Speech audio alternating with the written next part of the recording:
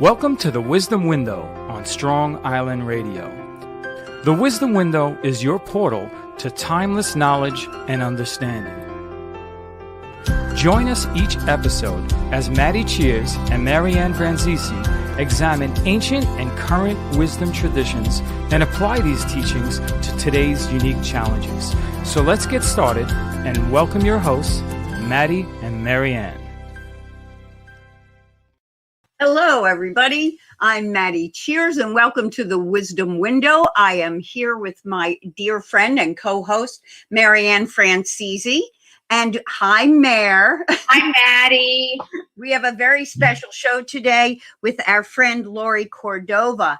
So, Marianne, you two have been doing a podcast here on Strong Island for a long time called Tug of Heart. So I'm going to turn it over to you to really introduce our topic for today. Yeah, sure. Today actually brings two of my very special worlds together, right? The heart and the mind, wisdom, love and wisdom. And Lori and I, we started Tug of Heart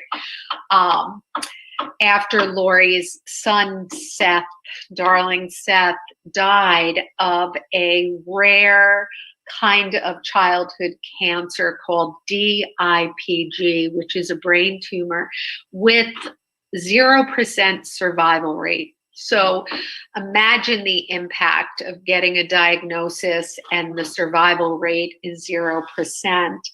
And after Seth passed, now Seth was in Spark. He was one of our students, and Lori was with him at Spark. So when he joined our community, she joined our community as a volunteer.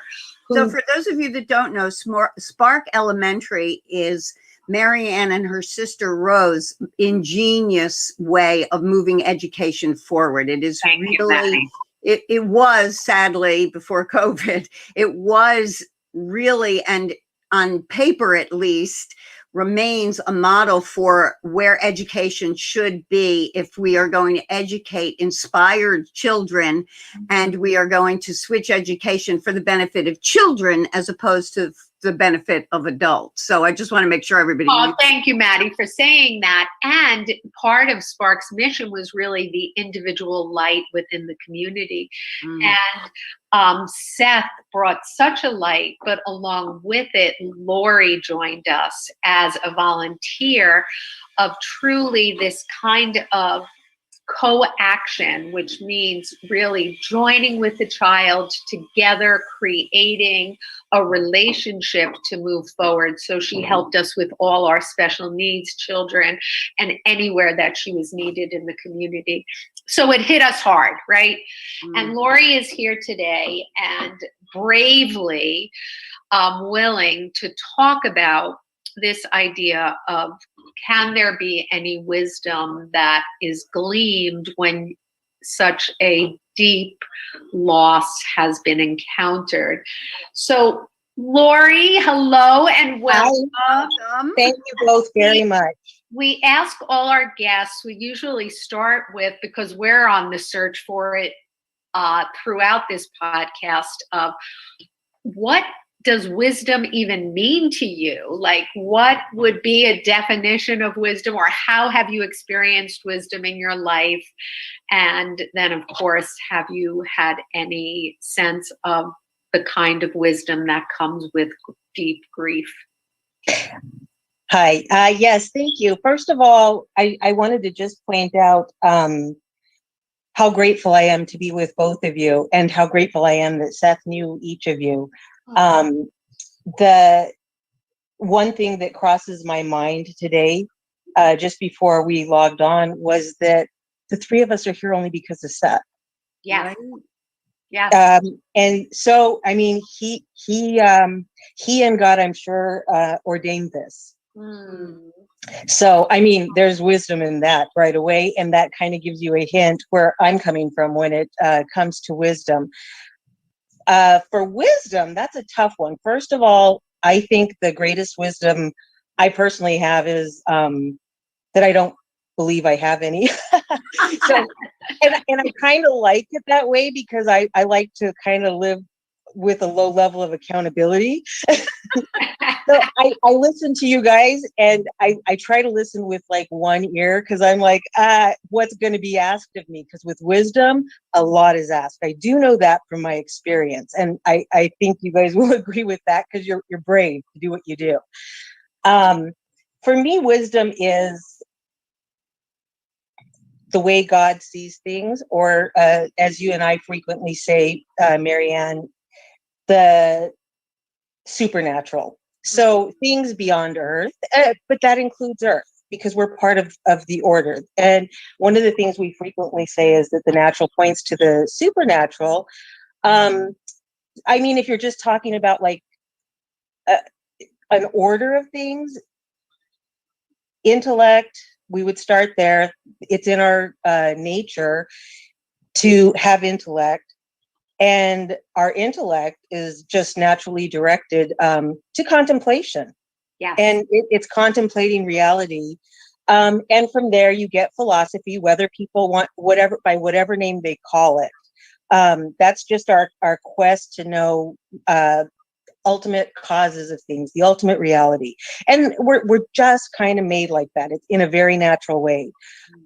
So for my beliefs, God is perfect nature. So we're talking about our nature, which is being perfected, and then we have God as a perfect nature.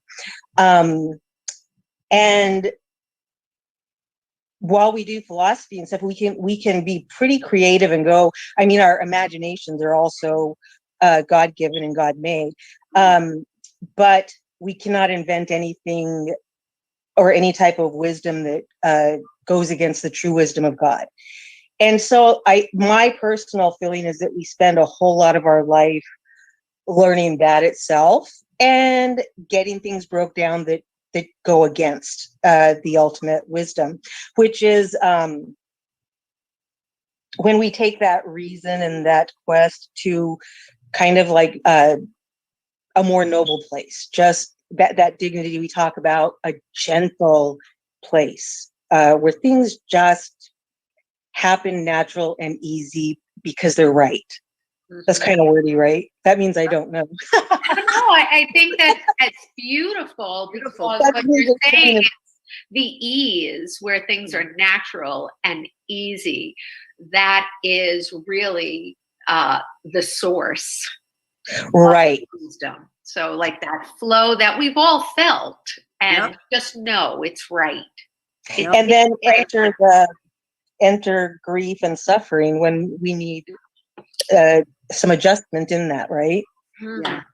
And that's actually what led me to the question for you when we first decided to do this subject, was because I had actually read something where somebody had lost a child and was really pretty much asking the same question. How do you forgive God? Forgiving God for what I think most of us would agree is the worst loss any human being can experience, is the loss of a child.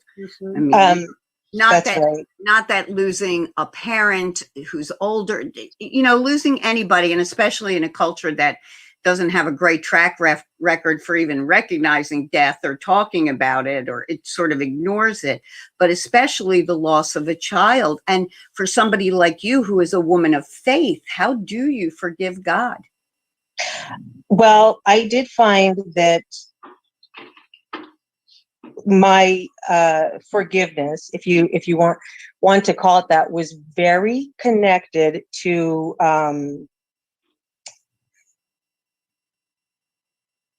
understanding and correcting some of my own tendencies. They were just bound together completely. And it also revealed so much, and you have to keep in mind, this is very new still and raw. So I think a lot of the greatest wisdom is yet to come. So I can tell you what I know now, but I can't imagine when I can internalize it in a way that I can kind of apply it, what will come of that. That's going to be, I'm sure, the real golden moment. So in terms of forgiving God, it's we can talk about forgiveness, but bringing it back to just the grief part for now, I guess, just to kind of keep things. Marianne knows how I have to take things step by step for my own sensibilities. But so just even in speaking about wisdom as I see it as a natural place in the order of things, we as humans can also have a disordered reason. So we had said, how did I say it? That reason, when we elevate it to like a more noble place, that's wisdom for now, at least for today, we'll say. But we can be disordered in our reason, and so easy and so normal. And that's when we kind of start striving, I guess, for a life that we want to live just in this world and for the goods of this world alone. Just what's here. And so we get this tendency to live for just our worldly affairs. And this is what drives our attempts even to explain the world. And that's where you get to that. We start philosophizing based on here and now only, and only what we've seen. So if you just take me, I'm in no position to even make a philosophy about the world. I've lived in a couple places. So my glimpse of the world is from one person, in my bias, in my limitations, where I've come from, my background, without even seeing not even one corner of the world, much less what's beyond, right? And because of my personal faith, one of the things that I rely on heavily is there's life beyond here. And so our answers are beyond here. Mm-hmm. And what happened, I'll try to frame this, but we will have to maybe talk more extensively about forgiveness. But so when I'm talking about here, and then there's this bigger picture, the short answer would be that I found, because of my own tendencies, my own limits, my own limitations, wanting to forgive God means that I was asking him to basically, I mean, forgiveness is asking somebody to pay a debt or a thing that has hurt us, that has damaged our integrity. So I had to ask myself, I'm in pain. This is excruciating, losing my son, the worst, absolute pain. Is this equal to God knowingly and intentionally damaging me? Did he make me to damage me? I am going to get emotional because it hurts no matter. No, realizing isn't the end of it. There's still hurt. So when I'm considering this, the answer is no. No, I don't. This is not what I hold in my heart. And as Marianne and I work on, we're very heart-led. And in my heart, I absolutely cannot find it within any kind of reason that God would make us only to hurt us. Yeah. This sounds very human. And part of this actually extends to, it's led after the fact to what I think about when people hurt people. And so then I have to look for other answers. It's not because he's hurt me. So the way I would define, I guess, grief for what I'm saying right here and now with regard to forgiveness, grief in this case, or in this instance, when I'm holding a debt to God and asking him to pay in my currency as I understand it, which is this world, what I understand of this world in my philosophy. So then grief for me has become an oppression, it's just keeping myself unable to reframe my mind to fit this new picture of life, that it goes beyond here. And so I've learned really the heaviest burdens that I'm carrying, and I think people tend to carry, is the propensities of ourself, the things we can't let go of and can't accept. And so in this sense, suffering is in letting go and feeling loss. Forgiveness for just this moment, and this exact specific thing we're talking about is just accepting what is. And to me, acceptance is saying, I will take what is offered and I agree to it. Wow. The end.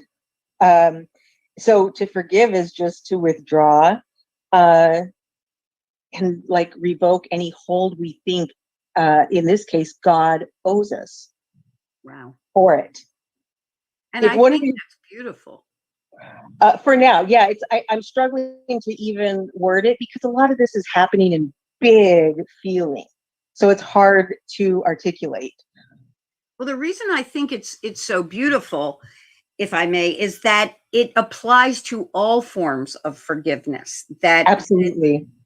that we can either, as somebody very wise once said, don't ask me who, but our choice basically when something terrible happens to us or we feel like it's done to us, our choice is forgiveness or revenge.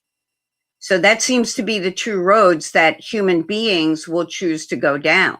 So if you are choosing revenge, then you are the one causing pain for others. And it never ends. It's an endless road. It's I hurt you, you hurt me, we hurt them, I kill your family, they kill my family, and it just goes on and on. The brilliance of forgiveness, and I believe that forgiveness is divine, that the ability to forgive, now this I do remember, as Gandhi said, is strength. It takes courage to forgive. Forgiveness is not the realm of the weak, is what he said.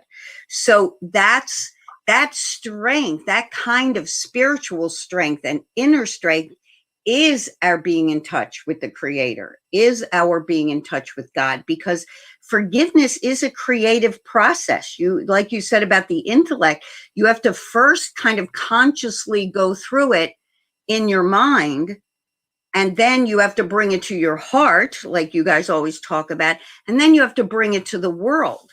And you have to be okay with the fact, in the same way when you're forgiving God, you're okay with the fact that God is not may not answer you in a way you recognize. It's the same thing. You could be forgiving somebody who will never know you've forgiven them, but your forgiveness makes you closer to God and makes you closer to the Creator, and in a very real sense, makes you closer to all of humanity. So whether you believe in the Creator, God, a divine force or not, the act of forgiveness is a healing for all of us. And I think that's what I hear when I hear you talk about this idea even of, can we forgive God, and where that forgiveness lives with you. But I love the first question, Lori, and it's something, the question that you asked of, did God make me to damage me? Did God make me to hurt me? Because to me, the image that I got is that when that kind of hurt, it's like clenching your fists closed and putting up your fists to fight, or like opening your hands and being able to receive comfort, receive like God weeping with you in your own hands, and to not forgive. Like there's no reason to forgive. Like, no, this wasn't done to me. Yes. Oh, wonderful. Marianne, this is the thing. This is an experience I had with forgiveness with man. Even prior to this, I remember it's I don't even know how many years now, but I will never forget the first authentic forgiveness I ever gave, and it was one where I was rendered nothing because I realized I was forgiving so truly that I was put in a place that I needed forgiveness for thinking a debt could even be owed to me. And it was the first time that I really felt like I'm forgiving what just is not. because a person had done something to me, and and in that moment I was washed with this feeling, and I'm reminded of it because of the continued suffering I have in losing Seth, and that's that a person harms us one time, okay, maybe repeatedly, but we'll say one offense. We'll look at one offense that we're trying to forgive. Any continuation of harm done beyond that, that's the doing of our own inner life. So Yes, every time we accuse and re-accuse, we're reliving and re-inflicting that wrong on ourselves again, not them. So we're doing to ourselves what we say they should never have done. And this has happened with losing Seth. Every time I replay it, I'm reliving it, and in a different way, that is kind of necessary, and I'm still working this out, because there's also just, you have to sort through it and release the pain through the experiential feeling of pain. But there should be the intention, I think, as I'm hearing you say that, Marianne, you kind of gave me this idea where to forgive means, like, when we mean it, we don't ever get to forgive while at the same time defending ourselves internally. Right. That's it. You can't, so you can never, that's one thing I believe. If you're going to correct somebody, you better have forgiven them before you go to correct them. Period. And that's something that I think of, just because we're fortunate enough to have done a lot of work with children where it's so simple when they're little, but you put a little height on them and all of a sudden we forget that, right? But why? You can't really correct somebody if you're holding something against them, and you can't take this defensiveness with you. So if I go with, I'm going to go accuse somebody, the most we're ever accusing somebody of is like really not recognizing our values. So so a lot of times when we're asking for forgiveness, we're saying, I don't like your low opinion of me. But to defend myself is almost like, like we say, it gives it credence, but the credence comes from me, myself, this fight. Yes. Right. Because hopefully I've lived in a way that it speaks for itself. And there is violence and there's so many other things, but for my purposes, I believe in unrelenting forgiveness. That's where I'm coming from. I know plenty of people see it different, and I completely respect that and hope they forgive me for my view. That's just how it is with my life experience, though.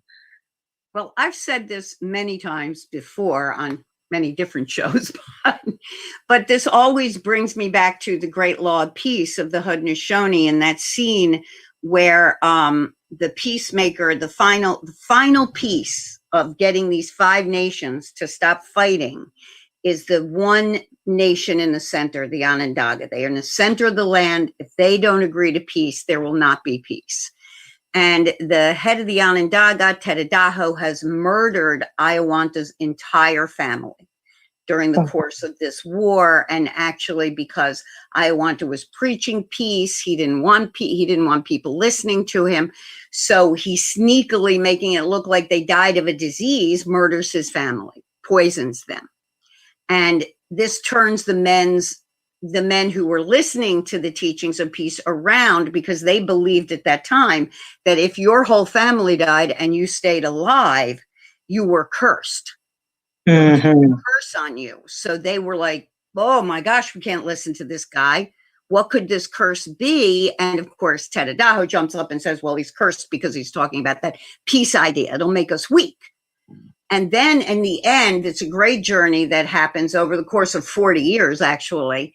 And in the end, to get the Onondaga, the peacemaker says to Ayawanta, who he's now traveled with for many years, he says to him, well, if you really want peace, you're going to have to forgive Tedadaho.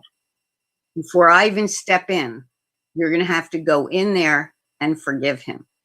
And I mean, this is, of course, at great risk. This is understood in the story because Tedadaho could just kill him when he walks in. He's not armed anymore. He doesn't travel with weapons, So I find that moment so powerful in the story because of everything you have to think about as a human being, which is what's wonderful, of course, about any storytelling, whether it's a true story like yours or it's a mythology, or for the Haudenosaunee, this is a true story. And so this concept of somebody being able to forgive someone for killing their entire family is just so powerful, that when Iowanta says that he forgives him, Tedadaho actually feels ashamed of himself, because the concept of being forgiven, because somewhere when we do wrong, we always know we've done wrong. There's That's no, right. especially if we've been raised in any kind of ethical or spiritual family, we know we are doing wrong. You can't lie about it out there. You know you are. So if that, so the impact of somebody forgiving you for the most horrendous act another human being could do to another human being makes this man feel ashamed of what he's done, ashamed enough that the peacemaker can step in and through many different ways heal him. And through the healing, he brings all the Onondaga together in peace. Well, that, though, is what, Lori, I think you were getting at, which is the peacemaker is saying, before I could go in and correct him, there needs to be forgiveness. And I love that idea, because, Lori, that was the connection you made. And I've never really put that together before. Before you go correct someone, you better have done the work to forgive. And for part of the definition you gave us of forgiveness, Lori, is accepting. The relentless acceptance of what is. Because I think about those that I struggle to forgive, I am trying to change the story. I am trying to Marianne. story never had happened. And that is not accepting what is. Right. It's impossible, but that's why it is impossible, because what we're asking, I cannot ask of God. So how would we ask from a human? What you're saying the price is to take it back. Right. Who can? Right. And we're asking somebody to not have done it. And the next step that I think we make sometimes is we don't forgive them because we want to keep them in that spot. Yes. And what's worse, they ask, they're repentant. We say no because we need them to stay a monster and a wretch. Yeah. But if they are a monster and a wretch, what do we do for that? We pray. That's it. When somebody is a wretch, they need prayer. They don't need condemnation. Anyways, distance maybe and prayer. Exactly. But that's the minimum. And that's the worst that we cross would be a monster. You make separation and prayer. And that's like for imminent danger, not things that may not exist, and not for the continuation that is your inside job. That's just if they're perpetually hurting, which can happen too. That's a whole other issue, but still rebelling against it. I've never, ever in any history seen it help. No. I don't have a story where it does. No, I think you're right. I think it just perpetuates the pain. Or you make yourself a worse wretch, because the worst that can happen is we see somebody praying for forgiveness and we say, I'm not stepping in now. God forbid I forgive them when they're repentant, and they make it. So now who's the monster? Yeah. And it's very easy to reverse roles. So quickly become, and what happens is we get that tiny taste of power we associate with the power we're holding over them, of what's due to us, right? That forgiveness. Now we're the ones misusing it. Justice, then we should understand all the more. I also want to add, Marianne, when you had said about what you struggle with to forgive, one of the most profound things that has happened to me in thinking about forgiveness with this particular loss, is that God allowed this to happen. And I'm still working on it through the pain. But one of the things that's been opening up to me, and I'm not at my complete answer. You know how I I have all these stages of Evolving. but where I'm at right now, I have been having this awakening to this idea. God, nothing happens on earth in my life that God did not ordain and allow. He can stop anything he wants. He holds this all together. So one of the things that I've been realizing slowly and painfully, it's going to take me a long time because it's very scary also, and that's I can only accuse and refuse to forgive somebody so long before I'm also accusing God, because he allowed it also. No matter what any human does to me. Wow.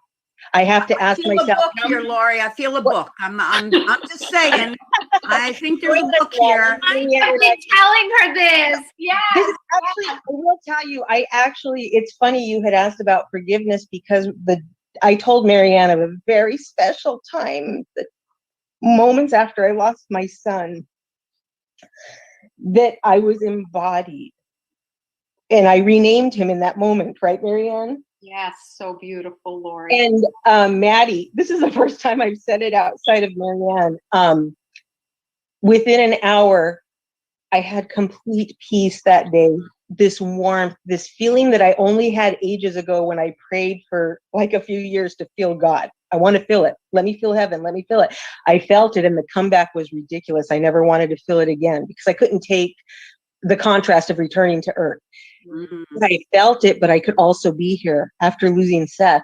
And in that moment, he was just like completely within me, and this calm and peace and good, not absence of pain. And so that's one thing there.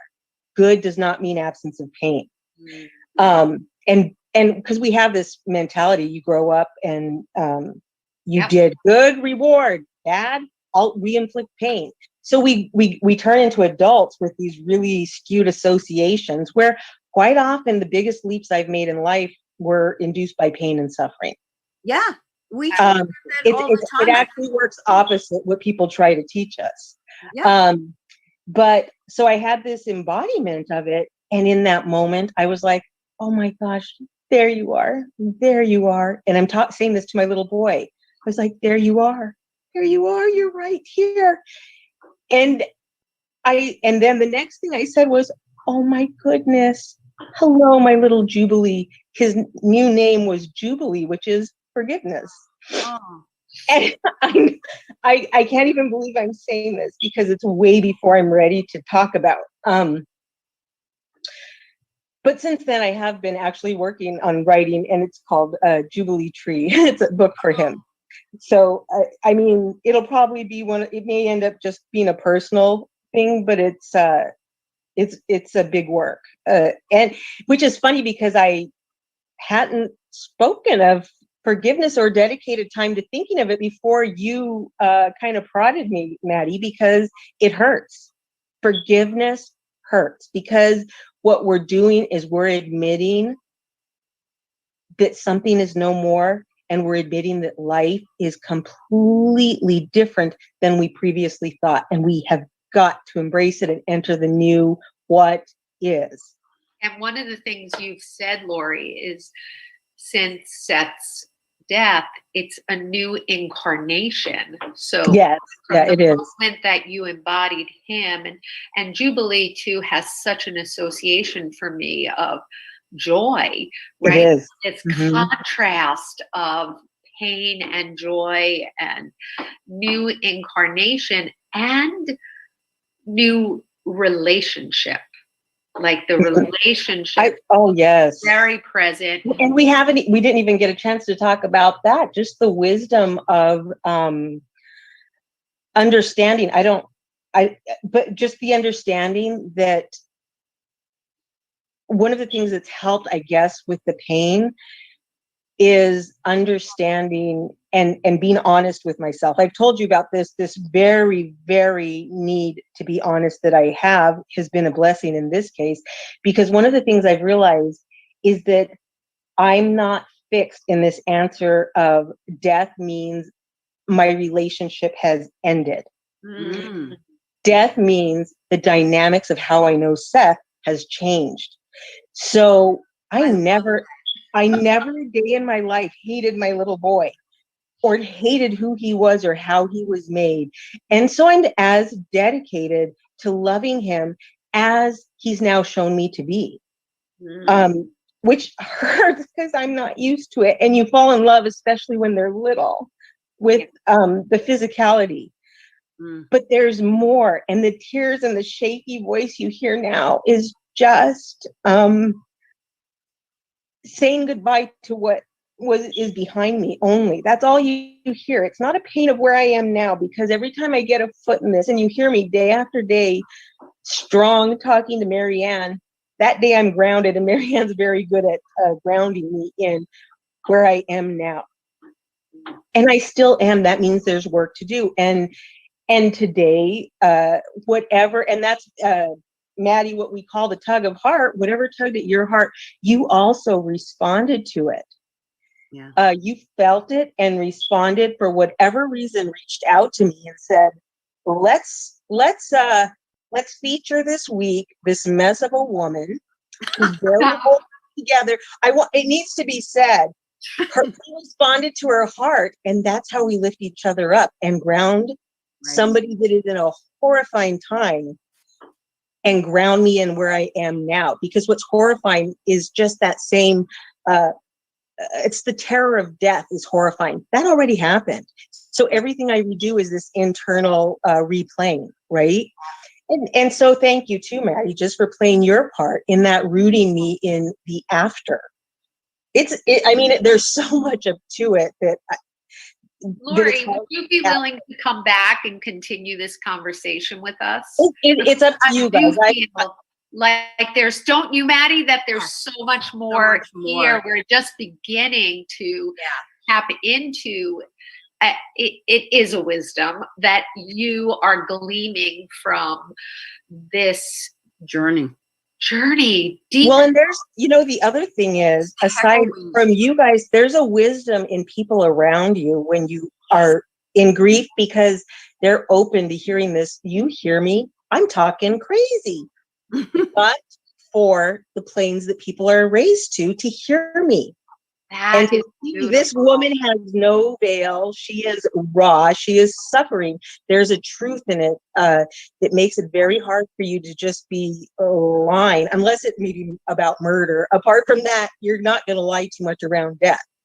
No. And so it raises people to hear the crazy ramblings of the widow, the empty person, right, that is left behind. Because that is absolutely.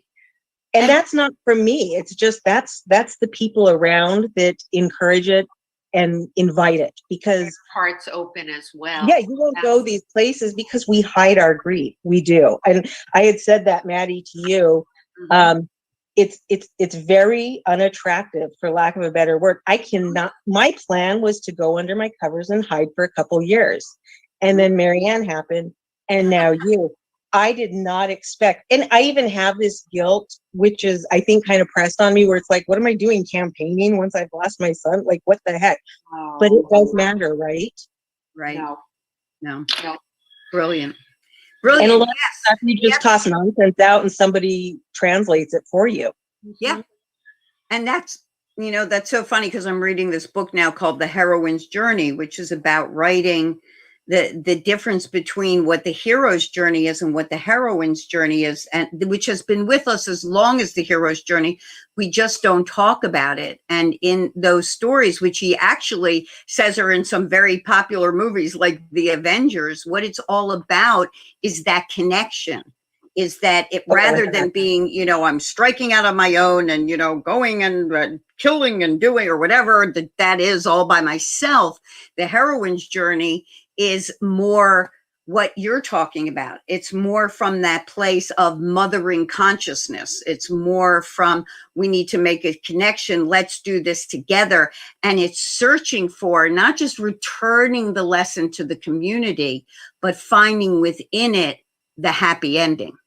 Oh, Maddi, oh my gosh. that's moved me so much because me and Marianne always say we get there together. And I love that we don't say, I'm so badass, I hope I can say that in a show, that I'm going to take my sword, phallic symbol, run out, conquer the world. I'll come back and tell you fools about it. We're women. We don't do that. We get there together. We do. The only way. But what we do, Just so you know, I'm a big, big man lover, and I love that manliness. But we have our ways too.